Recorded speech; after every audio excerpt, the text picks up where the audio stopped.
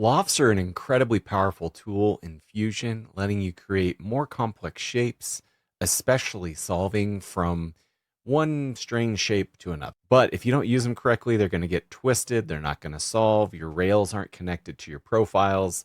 There's lots of little gotchas when you're learning how to do this. The first thing I would say is you're going to want two profiles at least to solve for your loft.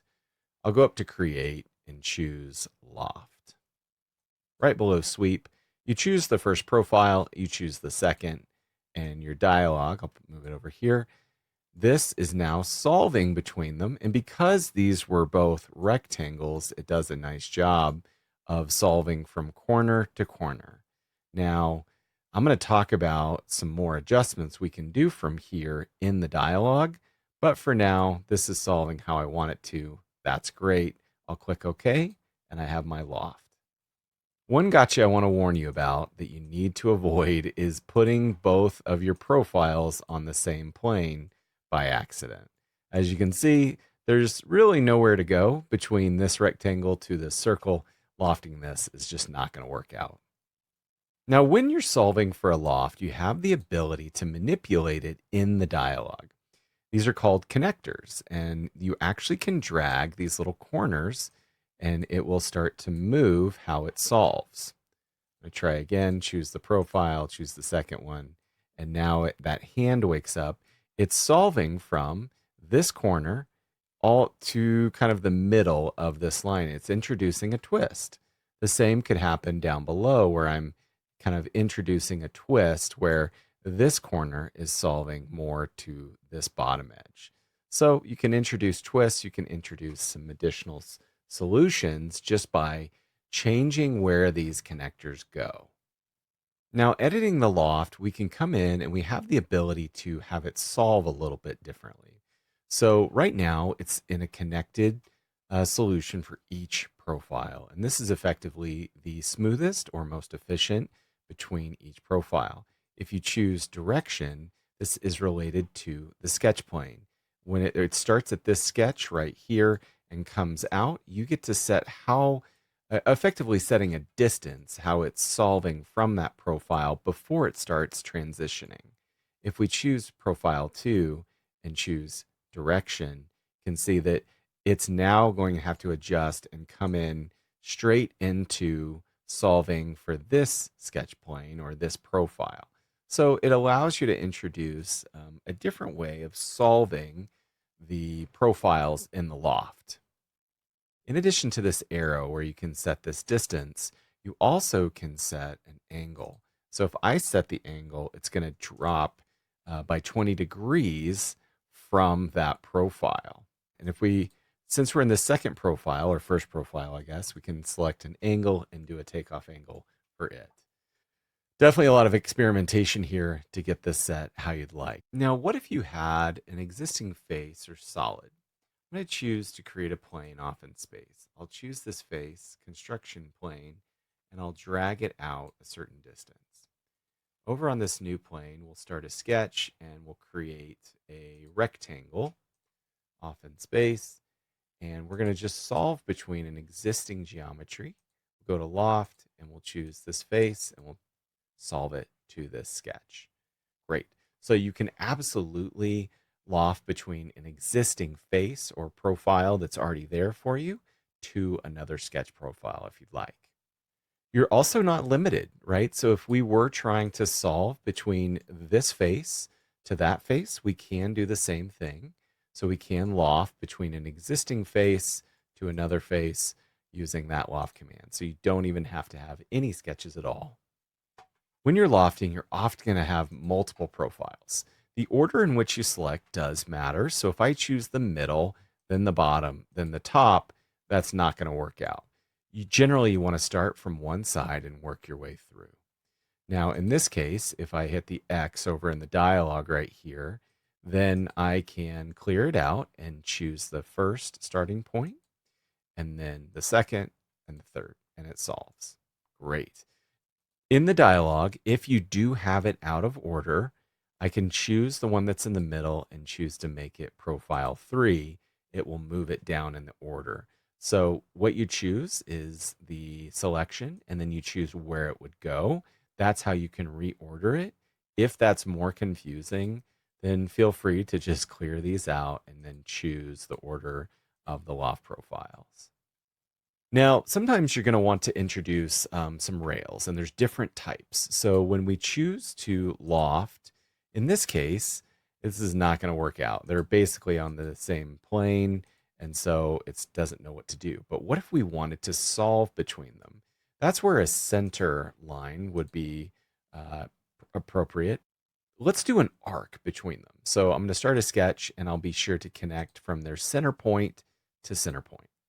I sketch the arc that I want, finish sketch, and now when we choose the loft profile or loft dialog, we can choose the two profiles and we'll come down to the rails, but we're going to choose the center line guide type. And it's this center line. It solves keeping it centered about this and creating the symmetry that it can have. Now, what if you want to create a lot more control in how this solves? That's where rails or guides are really helpful. I can come in and start a sketch, and one of the biggest challenges is actually getting it connected. So in this case, I can try to connect them as I'm sketching. The other option is you can project and try to connect them. You can try to make them coincident. I have found that this can be difficult. And so I sometimes have to hit P for project and click OK, and then try to get this point to connect to this point. But I want to make sure that the selections, I select both, try coincident, and now they're connected. It's very important. This is probably going to be the biggest gotcha that I've seen for beginners and for myself even, is not having all of the points connected to your profiles or your path or guide being connected. Okay, so what I like to do, if the coincident is not behaving, I'll hit P for project.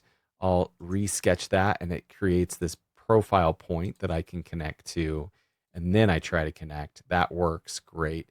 When you're sketching, you can try to connect them right away. That's a great idea.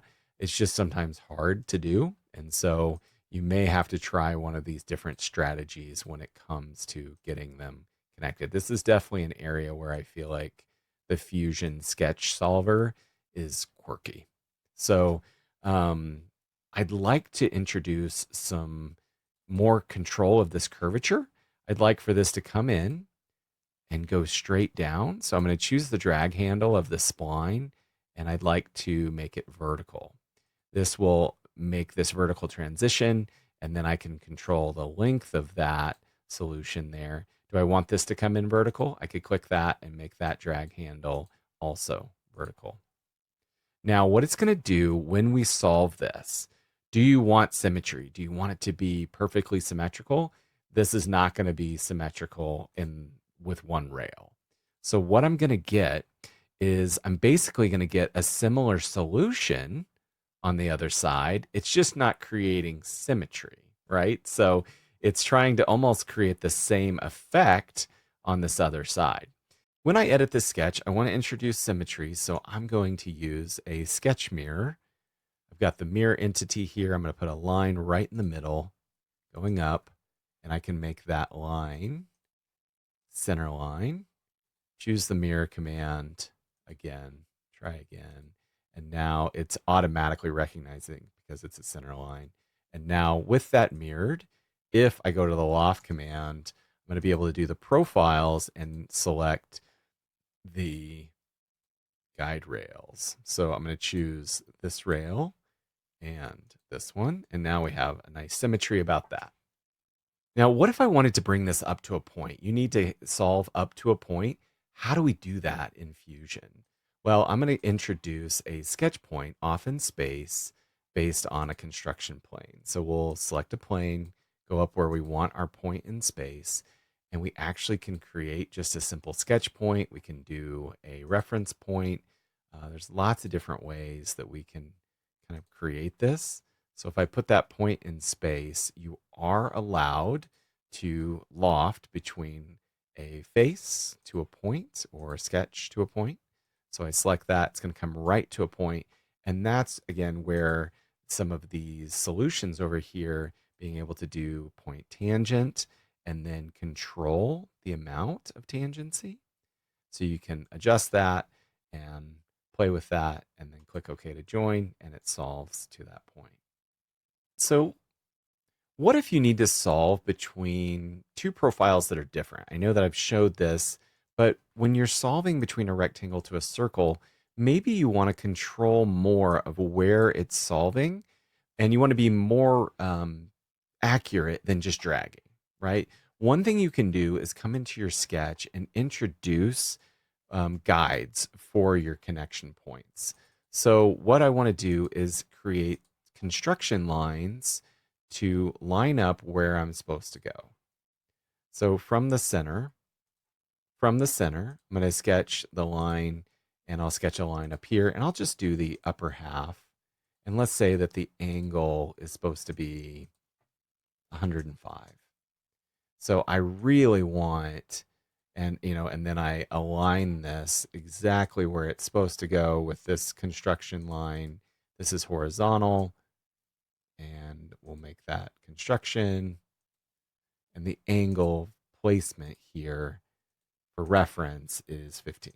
Perfect. That's where I need to align to. Great. So go ahead and do that and create all the points that you need. And then if you choose your loft, you can solve between the two. But this is a great point. This is the gotcha here. So what I want to do is come in and choose the sketch. Make sure these are construction lines as well. That way the loft is not considering that when it's trying to solve it. It'll make your life a lot easier. So you can loft between these two closed profiles, but then drag your connector to align with these existing locations. And now I'm solving a lot closer, so my sides are solving to look more like they're supposed to. Hey, I hope that helps with creating lofts. Try practicing today. Try creating those guide rails, connecting to those profiles, create a little bit more complex shape today. I'll see you guys in the next video.